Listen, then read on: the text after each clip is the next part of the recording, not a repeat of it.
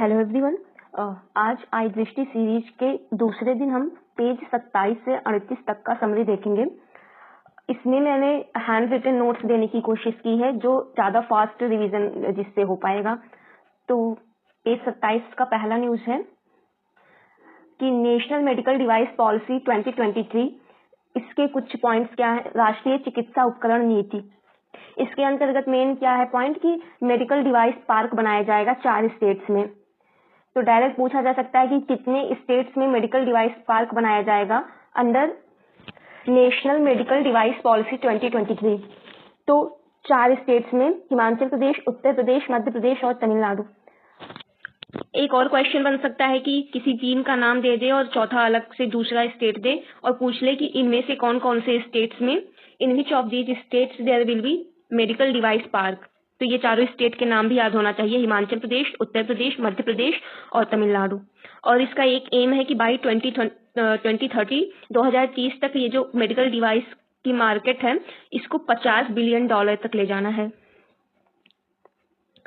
अगला न्यूज है कि इंडिया का लार्जेस्ट बुक विलेज, भारत का सबसे बड़ा किताबों वाला गांव कौन सा बना है?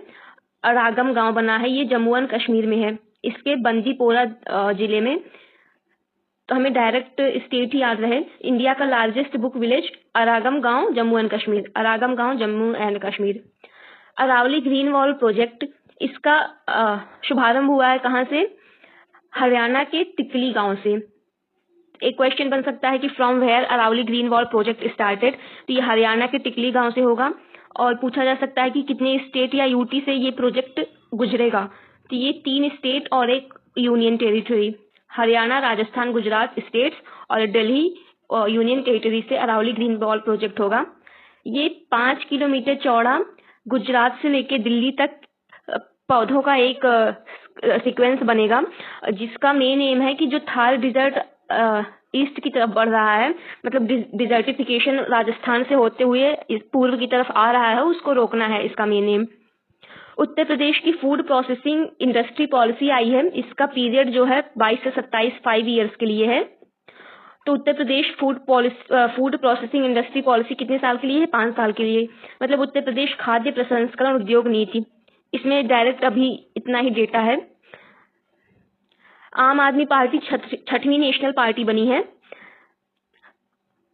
अभी आम आदमी पार्टी तो 6वीं नेशनल पार्टी बनी है, लेकिन 3 पार्टी का जो नेशनल पार्टी का स्टेटस था वो खत्म हुआ है। कौन सी? एनसीपी का, सीपीआई का और एआईटीएमसी। जो अभी करंट में 6 नेशनल पार्टीज है, कौन कौन सी हैं? Indian national Congress, Bharatiya Janata party, आम आदमी party, Bahujan Samajwadi party, communist party of India का मार्क्सिस्ट जो सेक्शन है, और एनपीपी, नेशनल पीपुल्स पार्टी। तो ऑप्शन में ये बना के दे सकता है कि इनमें से कौन कौन सी नेशनल पार्टीज हैं। एनसीपी, बीजेपी, आप, पीएसपी, सीपीआई, मार्क्सिस्ट और एनपीपी। वाइब्रेंट विलेज प्रोग्राम आया है। इसका मेन एम क्या है कि जो हमारे नदर्न साइड में जो स्टेट्स हैं उनके बॉर्डर डिस्ट्रिक्ट्स हैं, उनके डेवलपमेंटल कार्य के लिए वाइब्रेंट विलेज प्रोग्राम लाया गया है। इसके अंदर कौन कौन से स्टेट्स या यूटीज आएंगी? तो ऊपर से लेके ईस्ट तक सारे हैं। लद्दाख, हिमाचल प्रदेश, उत्तराखंड, फिर सिक्किम, अरुणाचल प्रदेश। तो 4 स्टेट और एक union territory. Ladakh, Himachal Pradesh, Uttarakhand, Sikkim, Arunachal Pradesh. India का पहला 3D प्रिंटेड मंदिर अभी बना है। ये कहाँ पे बना है? ये तेलंगाना के सिद्धिपेट में बना है। इंडिया का फर्स्ट 3D प्रिंटेड मंदिर तेलंगाना के सिद्धिपेट में बना है। और ये मंदिर किसको डेडिकेटेड है? ये शिव जी, गणेश जी और पार्वती जी को डेडिकेटेड है। कौन सा राज्य पहला राज्य बना है इंडिया का to bring social safety act for gig workers? ये टर्म मेनली कॉन्ट्रैक्चुअल वर्कर के लिए यूज होता है, या प्लेटफॉर्म इकोनॉमी जो डेवलप हो रही है उसके लिए गिग वर्कर्स का नाम दिया जाता है। तो उनकी सोशल सेफ्टी के लिए राजस्थान गवर्नमेंट ने लाया है ये बिल, सोशल सेफ्टी एक्ट। पहला स्टेट बना है सोशल सेफ्टी एक्ट लाने वाला। हेरिटेज ट्री एडॉप्शन स्कीम, ये कौन सा स्टेट लेके आया है? ये उत्तर प्रदेश लाया है। इसका मेन एम है टूरिज्म डेवलपमेंट। जहां जहां भी हेरिटेज सिटीज हैं उन एरियाज को डेवलप करना है, उनका ब्यूटिफिकेशन करना है। और इसमें सबसे ज्यादा हेरिटेज ट्री कहाँ पे आइडेंटिफाई की गई है? तो वाराणसी जिले में सबसे ज्यादा, उसके बाद प्रयागराज में है। तो ये पॉइंट बन सकता है कि कौन से जिले में हेरिटेज ट्री सबसे ज्यादा है, मतलब पेड़। तो ये वाराणसी में सबसे ज्यादा है, फिर प्रयागराज में है। ये जो इंडिया अलायंस बना है इसका फुल फॉर्म क्या है? Indian national developmental inclusive alliance. ये डायरेक्ट क्वेश्चन में पूछ सकता है कि फुल फॉर्म क्या है, Indian national developmental inclusive alliance. इसमें इतना ही। अभी तीसरा इंडिया जस्टिस रिपोर्ट आया है, इसको लेके कौन आया है? दक्ष लेके आया है in association with other organisations. 2-3 other organisations हैं, मेन है दक्ष। इसमें रैंकिंग में 2 कैटेगरीज में स्टेट्स को डिवाइड किया गया है, लार्ज और स्मॉल। तो लार्ज में कर्नाटका फर्स्ट पे है और यूपी लास्ट में है। यूपी का ये 18th रैंक है, लास्ट सबसे आखिरी। और स्मॉल में सिक्किम फर्स्ट पे है, गोवा लास्ट में है। ये थोड़ा मतलब कॉन्ट्राडिक्टरी लग रहा है कि जस्टिस रिपोर्ट में गोवा इतना डेवलप्ड स्टेट लास्ट में है, तो इसको ज्यादा अच्छे से याद करना है। गोवा लास्ट है स्मॉल स्टेट्स में। यमवी गंगा विलास क्रूज, ये जो है वर्ल्ड का लॉन्गेस्ट रिवर क्रूज है। कहाँ से कहाँ तक था? ये वाराणसी से लेके डिब्रूगढ़ आसाम तक गया था।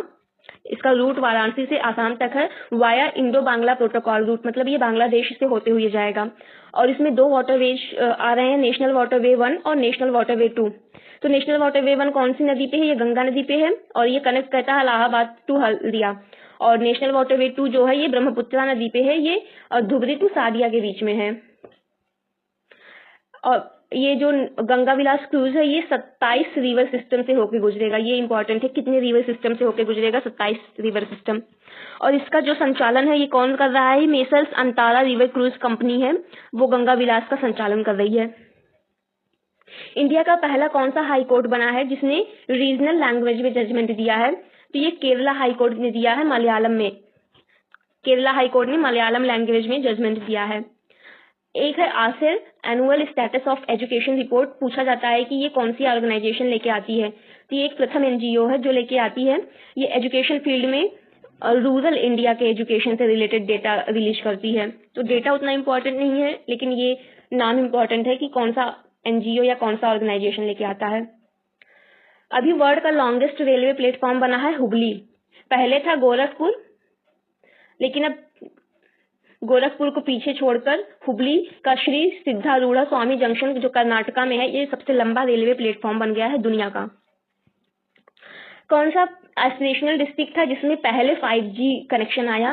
तो ये विदिशा का ये मध्य प्रदेश का विदिशा डिस्ट्रिक्ट है जिसमें सबसे पहले 5G कनेक्शन आया। तो यहाँ हम ये स्टैटिक देख लेते हैं कि उत्तर प्रदेश में कितने एस्पिरेशनल डिस्ट्रिक्ट्स हैं। उत्तर प्रदेश में टोटल 8 हैं। बहराइच है, बलरामपुर है, चंदौली है, चित्रकूट, फतेहपुर, श्रावस्ती, सिद्धार्थनगर, सोनभद्र।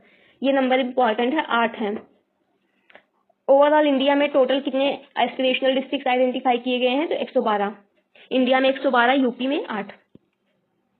इंडिया का पहला कॉन्स्टिट्यूशन लिटरेट जिला कौन सा बना है? तो ये कोल्लम जिला है, केरला का पहला कॉन्स्टिट्यूशन लिटरेट जिला। National green hydrogen mission central government लेके आई है। इसके अंदर कुछ टारगेट्स हैं जिनको 2030 तक पूरा करना है।